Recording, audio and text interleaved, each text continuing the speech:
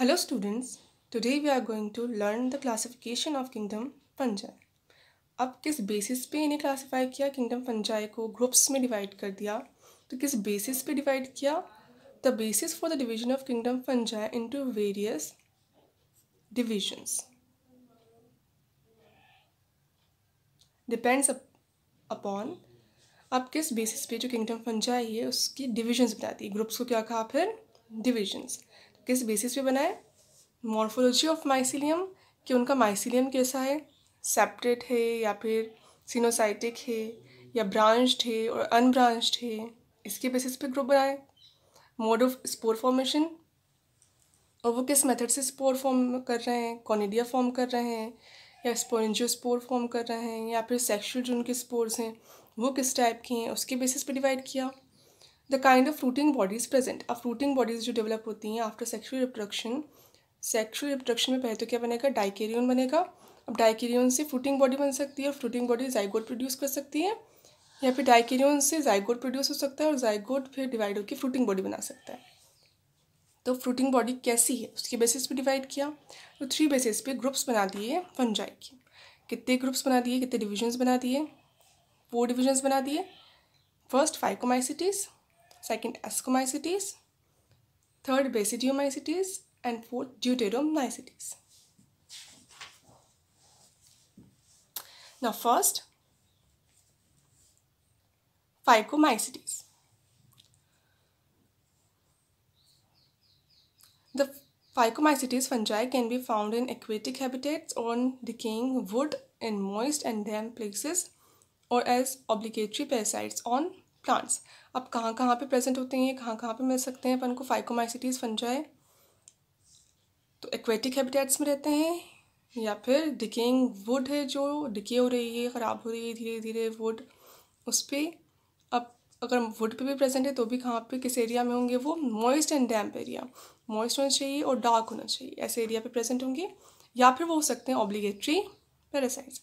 Obligatory parasites कौन से होते हैं? यानी जो अपना लाइफ टाइम पूरा किसी एक पर्टिकुलर प्लांट पर बिताएं, वो कौन से हो जाएंगे? ऑब्लिगेटरी. और टेम्पररी कौन से हो जाएंगे? जो अपने लाइफ टाइम की कोई एक स्टेज पर पैरासाइट हो और अदर स्टेज पे फ्री लिविंग हो. The mycelium is accepted and coenocytic. अब माइसिलियम इनका कैसा होगा? असेप्टेड कह सकते हैं या फिर क्या कह सकते हैं? सिनोसाइटिक, यानी सेप्टी एब्सेंट है, कंटिन्यूस है पूरा फिलामेंट में साइटोप्लाज्म और न्यूक्लियाई कंटिन्यूस है. यानी ये है हाइफी, इसके अंदर कोई भी सेप्टी या वॉल प्रेजेंट नहीं है. तो सब सेल्स की न्यूक्लियाई भी कंटिन्यूस है और साइटोप्लाज्म भी कंटिन्यूस है. Asexual reproduction takes place by the formation of motile zoospore or by non-motile aplanospores. The spores are produced endogenously in the sporangium. अब इसमें स्पोर्स का, असेक्सुअल स्पोर्स का टाइप कौन सा हो गया? कौन सा टाइप के होते हैं? स्पोरेंजियम के अंदर प्रोड्यूस हो रहे हैं, यानी स्पोरेंजियोस्पोर्स हैं. तो इनके अंदर क्या प्रेजेंट होंगे? स्पोरेंजियोस्पोर्स प्रेजेंट होंगे. कहाँ बनेंगे ये? स्पोरेंजियम के अंदर बनेंगे. अब ये भी कितने टाइप के हो सकते हैं? स्पोरेंजियोस्पोर्स भी 2 टाइप्स के हो सकते हैं. अगर वो मोटाइल होंगे तो पहले भी पढ़ चुके हैं, अगर मोटाइल हैं वो फ्लैजिला प्रेजेंट है तो उनको क्या कहेंगे फिर? जूस्पोर्स. और अगर फ्लैजिला एब्सेंट यानी नॉन मोटाइल है, वो मूव नहीं कर सकते, तब उनको क्या कहेंगे? अप्लेनोस्पोर्स. Phycomycetes are also called zygomycetes because of the formation of a diploid zygospore during sexual reproduction. अब Phycomycetes का अदर नेम क्या है? उसको कभी कभी क्या कहते हैं? ज़ाइगोमाइसिटीज भी कहते हैं. क्यों कहते हैं? क्योंकि उनमें जब सेक्शुअल रिप्रोडक्शन होता है तो डिप्लॉइड जाइगोस्पोर प्रोड्यूस होता है. अपन कह रहे हैं सेक्शुअल रिप्रोडक्शन में क्या प्रोड्यूस होगा? डाइकेरियन में दोनों न्यूक्लियस अलग अलग रहेंगे. ये डाइकेरियन है, इसमें ये न्यूक्लियस और ये न्यूक्लियस हैप्लोइड N और N ये अलग अलग रहेगा. अब इसके बाद क्या हो जाएगा? फ्यूजन हो जाएगा दोनों गैमेट्स का और एक सिंगल गैमेट फॉर्म होगा जो होगा डिप्लॉइड 2N. अब इसको क्या कह रहे हैं अपन? जाइगोट. अब इसमें क्या होता है? जाइगोट की चारों तरफ एक वॉल प्रेजेंट होती है, एक हार्ड वॉल प्रेजेंट होगी, कवरिंग होती है जो इस पूरे जाइगोट को प्रोटेक्ट करके रखती है.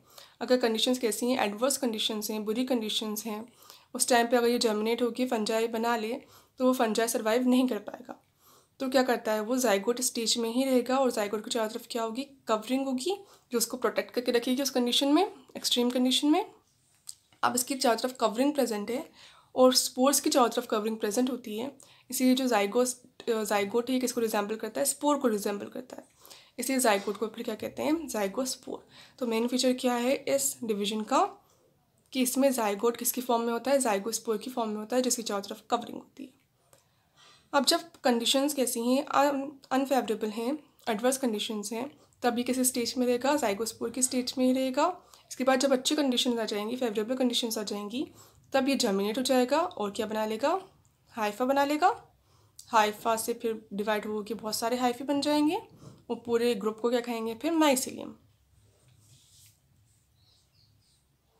Now examples, rhizopus bread mould, bread पे ग्रो करता है ये malt.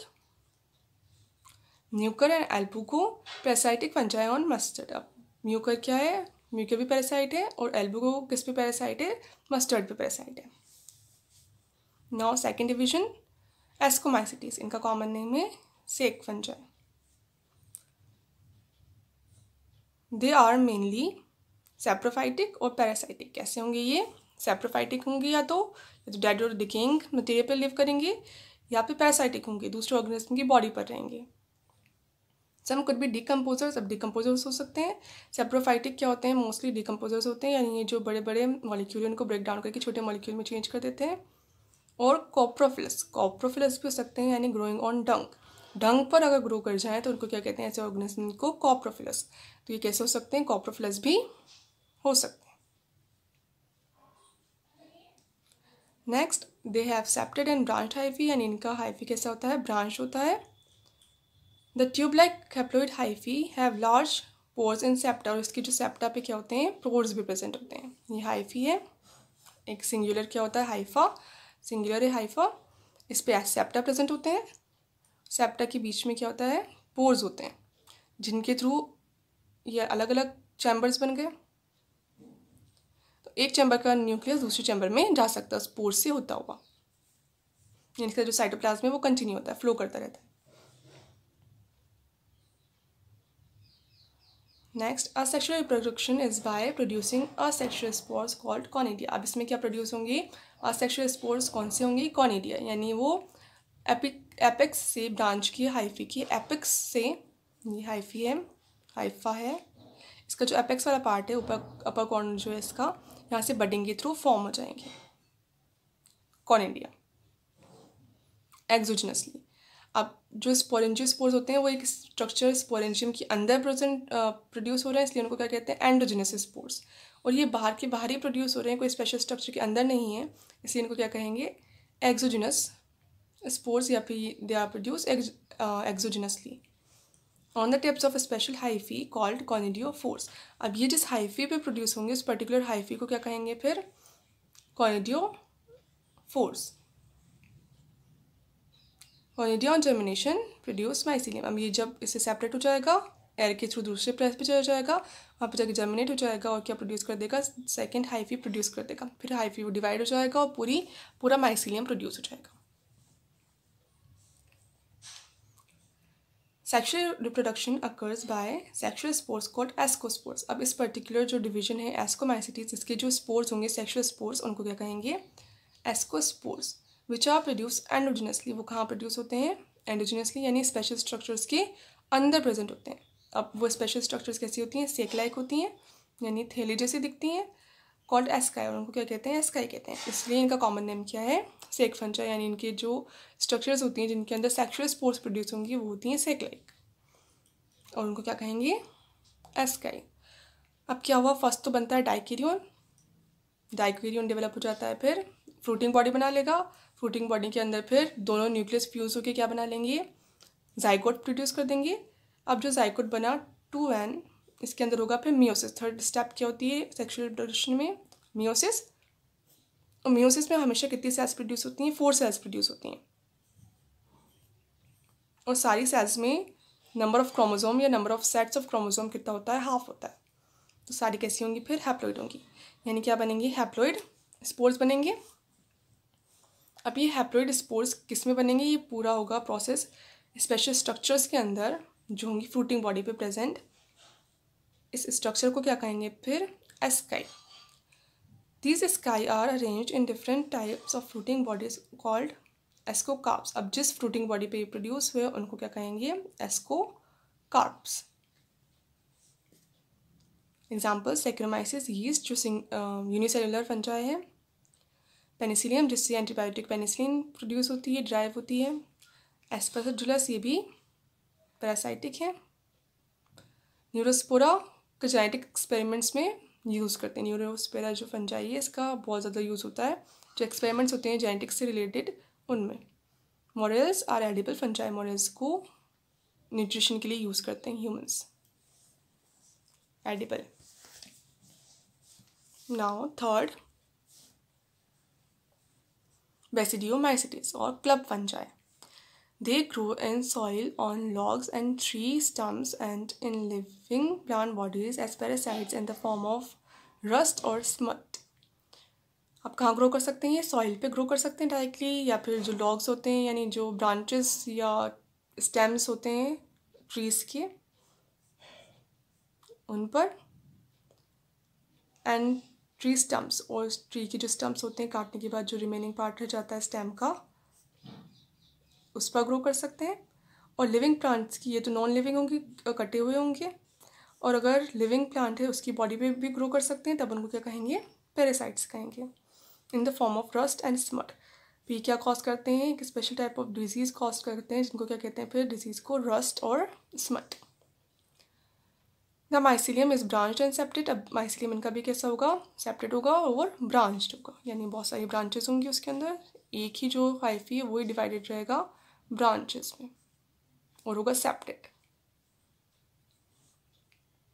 Asexual spores are generally not found, but vegetative reproduction can take place by fragmentation. अब इसमें स्पोर्स प्रेजेंट नहीं होते, asexual स्पोर्स एब्सेंट होते हैं. फर्स्ट वाले में क्या थे? फाइकोमाइसिटीज में थे स्पोरेंजियोस्पोर्स. फिर सेकंड एस्कोमाइसिटीज में थे कॉनिडिया, और इनके अंदर स्पोर्स एब्सेंट होते हैं. असेक्सुअल स्पोर्स एब्सेंट होते हैं. और असेक्सुअल रिप्रोडक्शन कैसे होगा फिर? स्पोर्स के थ्रू नहीं होगा, स्पोर फॉर्मेशन के थ्रू नहीं होगा. फिर कौन सा मेथड होगा इनके अंदर? फ्रेगमेंटेशन. पढ़ चुके हैं पहले फ्रेगमेंटेशन के प्रोसेस में क्या होगा. Now sexual reproduction occur by fusion of 2 different strains of haploid mycelium gives rise to a dikaryotic mycelium. देखो इस पूरे प्रोसेस में सेक्सुअल रिप्रोडक्शन में क्या होगा? 2 अलग अलग हाइफी हैं. एक को अपन कंसिडर करेंगे पॉजिटिव, एक को कंसिडर करेंगे नेगेटिव. जैसे मेल फीमेल कंसिडर करते हैं सेक्सुअल रिप्रोडक्शन में. अब इसमें पर्टिकुलर कुछ डिफरेंस तो होता नहीं है मेल है या फीमेल है, बस अपोजिट स्ट्रेन होते हैं, यानी उनमें कुछ डिफरेंस होता है जिसके बेसिस पे अपन एक को प्लस कंसिडर करते हैं और दूसरे को माइनस कंसिडर करते हैं. और एक ही स्पीशीज़ की ऐसे अगर ऑर्गेनिज्म जिनमें थोड़ा बहुत डिफरेंस है तो उनको क्या कहेंगे फिर? स्ट्रेन. यानी ये क्या है? पॉजिटिव स्ट्रेन है और ये नेगेटिव स्ट्रेन है. अब इनकी हाइफी. अभी हाइफी कैसे होते हैं? हैप्लॉइड होते हैं, यानी इसमें number of sets of chromosome कितना है? सिंगल है, एक ही सेट है न्यूक्लियस के अंदर. हैप्लॉइड है. अब जैसे गैमेट्स फ्यूज़ हो रहे थे, अब जो इनमें गैमेट्स नहीं बनते क्या होते हैं? हाइफी ही फ्यूज़ हो जाते हैं. हाइफी फ्यूज़ हो जाएंगे आपस में और एक सिंगल हाइफी बना लेंगे जो कैसा होगा? डाइकैरियन होगा. जैसे डाइकैरियन बना था उसमें गैमेट्स की फ्यूजन के बाद, वैसे इसमें भी क्या बनेगा? डाइकैरियन हाइफी बन जाएगा. ये जिसमें कितने न्यूक्लियस हैं? एक सेल के अंदर 2 न्यूक्लियस प्रेजेंट है. एक तो इसका न्यूक्लियस है, एक इसका न्यूक्लियस है. अब इसमें कितने न्यूक्लियस प्रेजेंट हो गए? हाइफी में 2 न्यूक्लियर प्रेजेंट हो गए.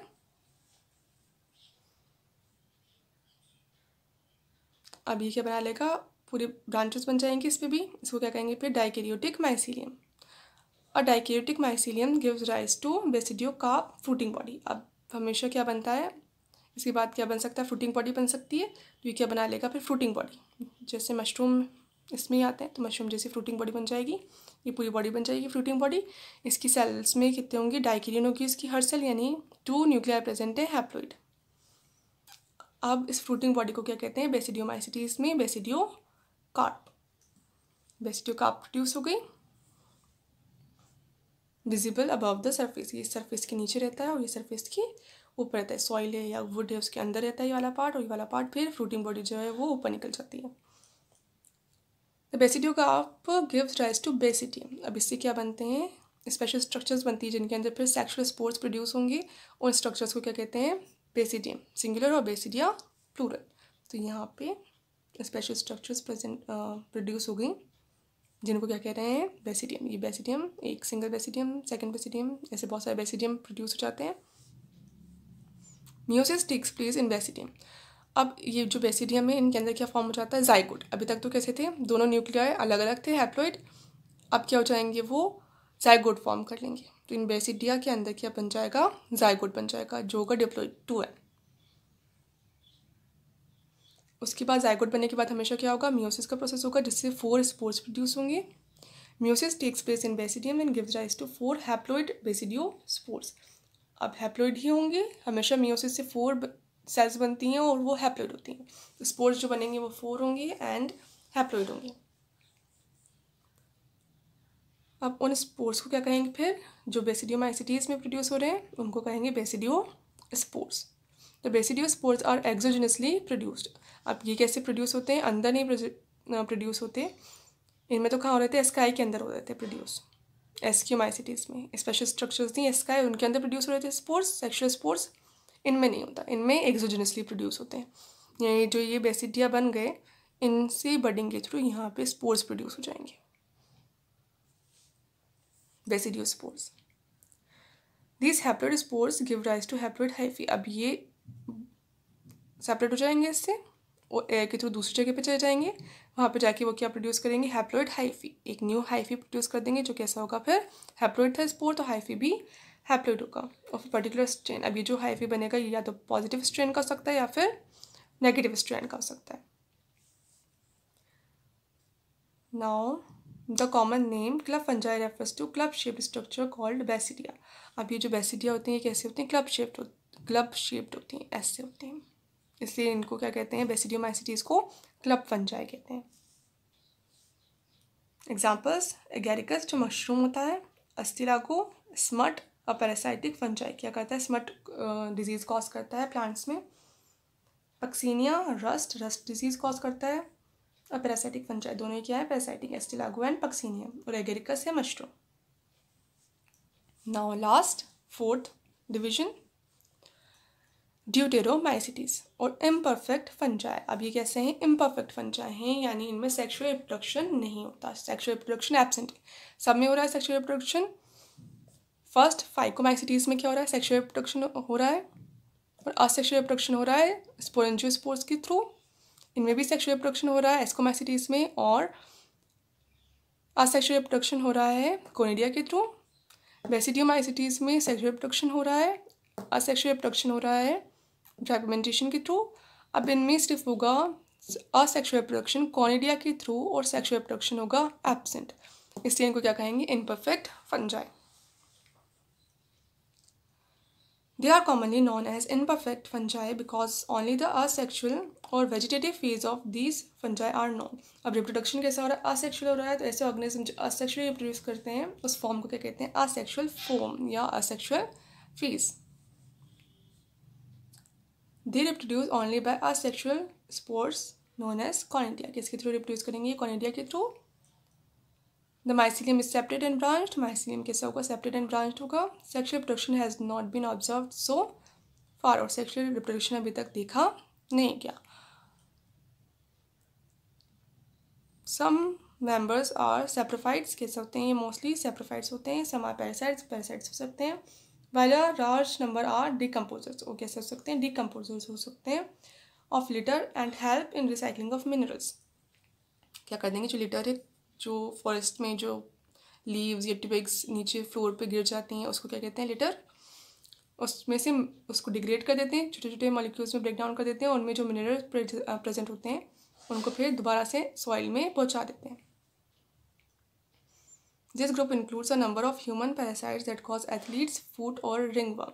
अब इसमें ऐसे आते हैं, मोस्टली पैरासाइटिक होते हैं, जो ह्यूमन पे पैरासाइट होते हैं, और कौन सी डिजीज कॉज करेंगे, एथलीट्स फुट या फिर रिंगवर्म।